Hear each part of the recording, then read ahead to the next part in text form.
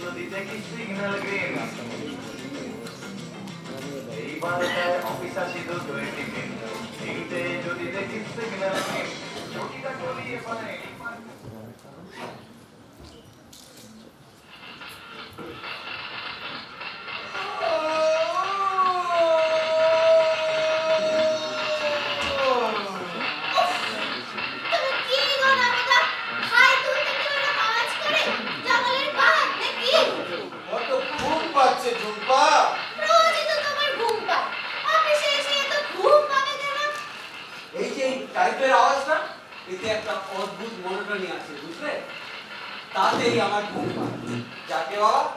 আজকের মতো অনেক কাজ হয়েছে এবার একটা আমি ছোট্ট করে ঘুম দিই বুঝলে রাজার চাকরি করে যাচ্ছ দাদা রাজার চাকরি করে যাচ্ছ কেউ এলে চেঁচামেচি করতে বারণ করো আমি অবশ্য আমার ছোট্ট নোটিশটা টাঙিয়ে দিচ্ছি তোমার এই হসপিটাল সাইলেন্স লেখা প্ল্যাকার্ড যদি সাহেবকে একদিন না দেখাই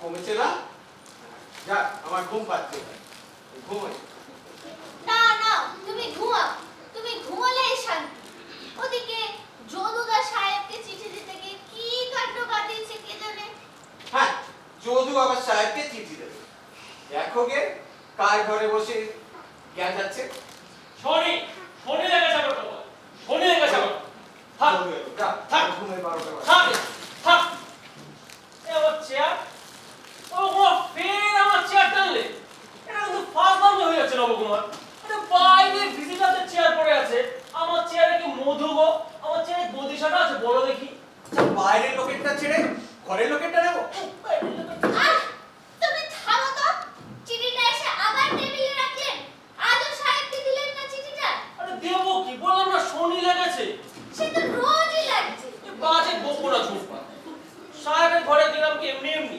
আরে আমি সাহেবের ঘরে ঢুকতে গিয়েই দেখি জনার্দনের পিন্ডি চটকাচ্ছে এখন থেকে সব গোলমাল পেয়েছে মনে হলো সাহেব তো রেগে ফায়ার আমি ওই খাপ্পা বাগের কাছে ঢুকে মরি আর কি আমি সাহেবের চেহারা দেখি না পেছন ফিরে দে চম্পা ব্যাস ছুতো পেয়ে গেল একটা ছুতো সাহেবকে তো চেনো রাখলে তো জানো সাহেবকে চিনবো না কেন আপনাকেও তো চিনি রোজই একটা একটা অজুহাত দেখে সাহেবকে এড়িয়ে চলছেন দেখুন এখনো কিন্তু আপনার বদলির অর্ডারটা বেরোয়নি ওটা বেরিয়ে গেলে খুবই ঝামেলায় পড়ে যাবে দেখো ঝুম্পা আমি বড় সাহেবের কাছে দরবার করতে যাইনি বদলির ব্যাপারে কতবার গিয়েছি আরে হাত জোর করে পর্যন্ত বলেছি শুনেছে এই হাত জোড় করার দরকার কি ছিল এই জন্যই তো আপনি বসছে আরে হাত জোর মানে কি আর্নেস্টলি রিকোয়েস্ট এই আর কি।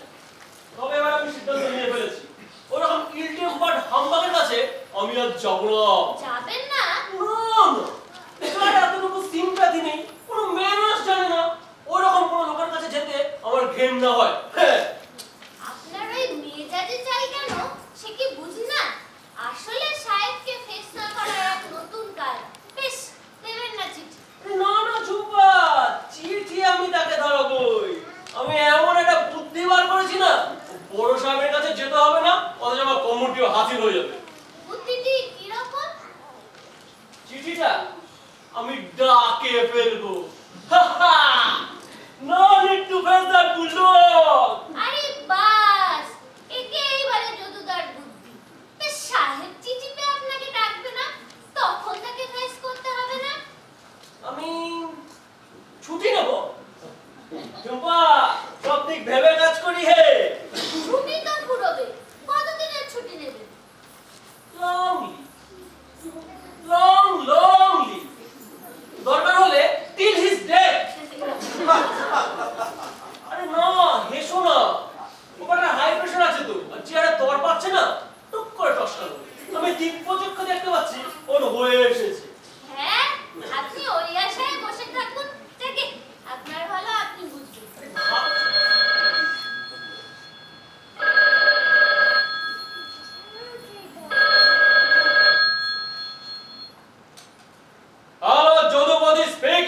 কে বড়দা? হ্যাঁ হ্যাঁ, এই তো আমি চিঠিটা নিয়ে বড় সাহেবের ঘরে যাচ্ছিলাম, কিন্তু আপনার ফোনটা এলো আর যাওয়া হলো না। হ্যাঁ? না না না, আমি চারুকে তো বলেছি। হ্যাঁ হ্যাঁ হ্যাঁ হ্যাঁ, আমি চিঠি দেবই। তোমার কাছে কেন? আচ্ছা ঠিক আছে, রাখি।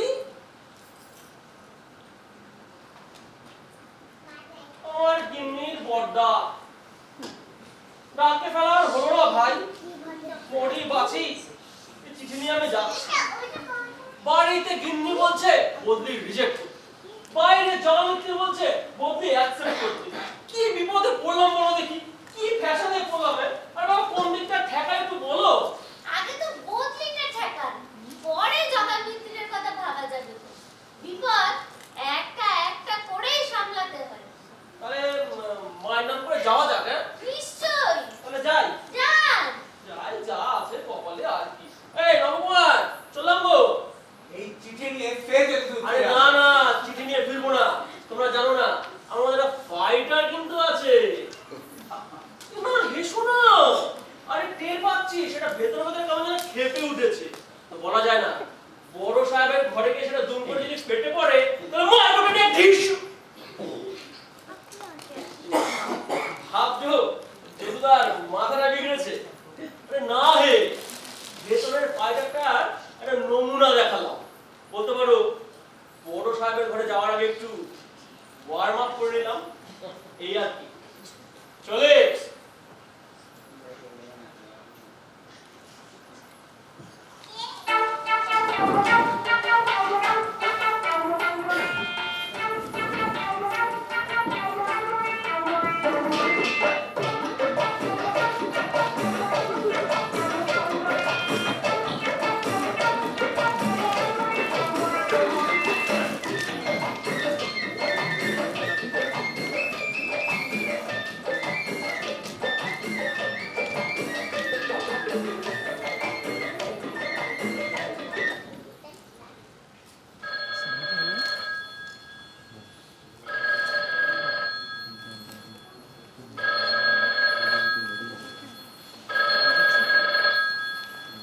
Hello?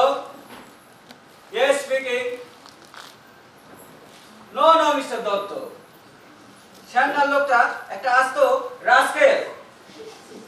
ওর ব্যাপারে আমার কোনো মার্সি নেই।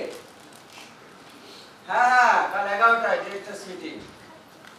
ব্যস্ত, খুবই ব্যস্ত। হ্যাঁ, তখনই কথা হবে। রাখছি। কি ব্যাপার? Excuse me sir.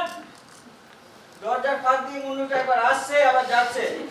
ওটা শরীরটা নিয়ে একবারে ঢুকতে পারেন না, এবার উঁকি ঝুঁকি মারা স্বভাব কেন? Sorry sir. Ramen, ramen, what nonsense! কি আরম্ভ করেছেন আপনি?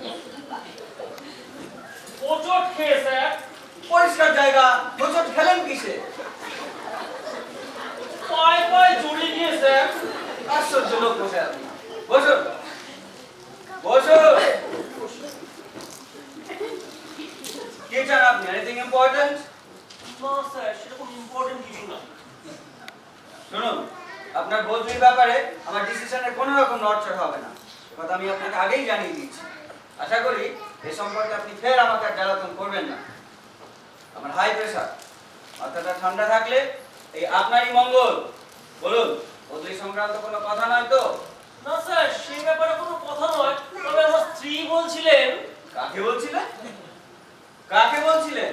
এই আমার স্ত্রী তো আমাকেই বলছিলেন স্যার। এই আপনাদের স্বামী স্ত্রীর মধ্যে কথা আমাকে শুনতে হবে কেন? কোনো দরকারি কথা যখন নেই তখন আপনি আসুন, আমার অনেক দরকারি কাজ আছে, যান। ঠিক আছে স্যার, আমি নাহলে পরে আসবো। কি আবার পরে কেন? বলছি তো, যা বলার ঝটপট বলে চলে যান। বলুন, কি বলবেন বলুন, বলুন। বলবো না স্যার, দেব। দেবে? কি দেবেন? কি দেবেন? দেব মানে দেব বলে ভেবেছিলাম স্যার। আপনার মাথা ঠিক আছে বলে তো মনে হচ্ছে না।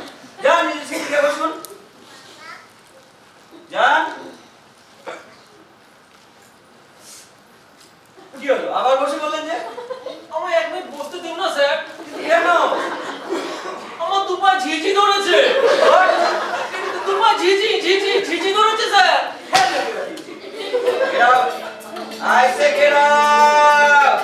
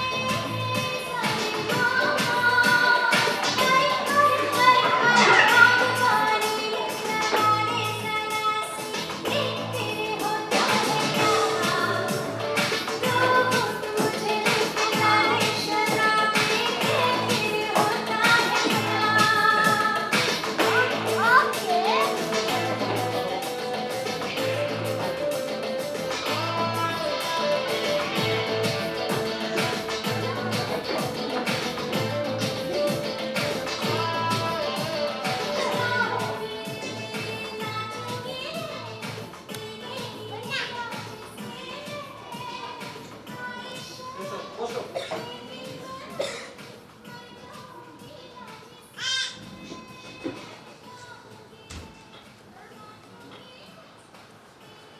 নাও, খাও। না নবকুমার, জীবনে এসব জিনিস ছুঁইনি পর্যন্ত। মদ খাবো আমি ভাবতেই পারছি না। মদ ভাবছো কেন? আরে মদকে মদ ছাড়া আর কি ভাববো ভাই? ভাবলে ওষুধ। ওষুধে অ্যালকোহল থাকে না? দরকারি লোকে তাই খাচ্ছে না? আরে সে এক জিনিস, এটা পুরো নেশার দ্রব্য।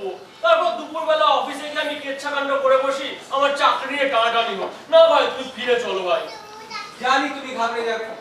নাও, খাও তো। কেন রে বাবা আমাকে জোর করছো ভাই? জানো তুমি দুর্বল প্রকৃতির মানুষ, ধর্মকথা আমি তো অনেক কিছু করে ফেলি। তুমি কেন বুঝতে পারছো না ভাই? আমি নেশা সামলাতে পারবো না ভাই। আচ্ছা, এইটুকু খেলে কারো নেশা হয়? ঠিক আছে, আরো জল ঢেলে দিচ্ছি। নাও, এবার খাও তো। বাবা, এ তো পুরো এক গিলাস মদ।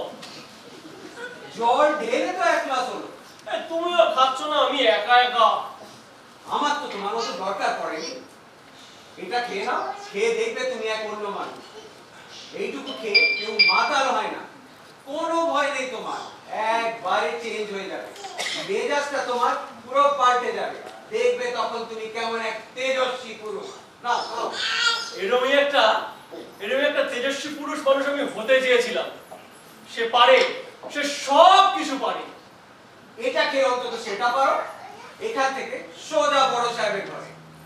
তোমার যা বলার বলবে, চিঠি হাতে দেবে, কোনো কিছু আটকাবে না। বলছো?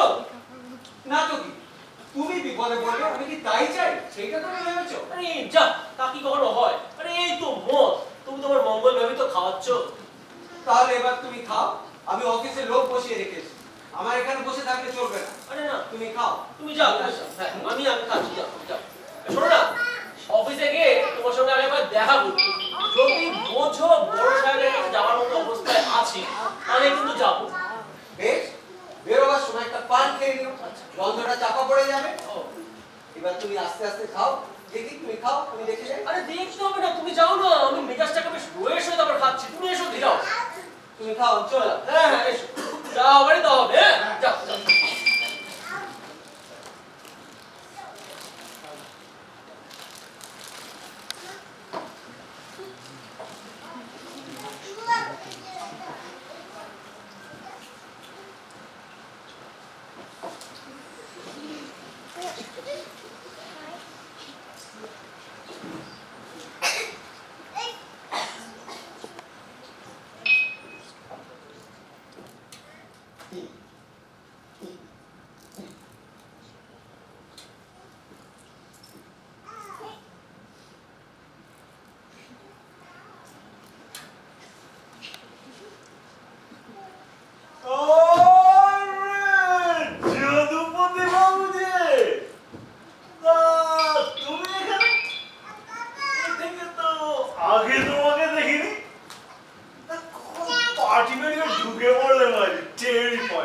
এই যাচ্ছি। তা অফিস যাবো না? টিফিনে বেরিয়েছি তো। আরে বাবা, মাল খেয়ে নেবে? তুমি তো এক নম্বর জিনিসে। তো পাড়ায় তো ওই পুরুষ ঠাকুরটি ছেড়ে ঘুরে বেড়াও, আর এদিকে ঢুকুঢুকু চলছে বাবা। চালিয়ে যাও, চালিয়ে যাও। আরে না রে বাবা, জীবনের সাথে ছুরি পর্যন্ত এখন খাইনি মা। আচ্ছা, ফালতু বাদ মাফ করো। আরে যা করবে না একটু বাজিয়ে করবে। দুনিয়ার খানদানি মানুষেরা সব ছেড়ে কথা বলছে। যা করছো প্লিজ, কার পয়সা খাচ্ছ? চল বসি, চল খাই, চল চল চল।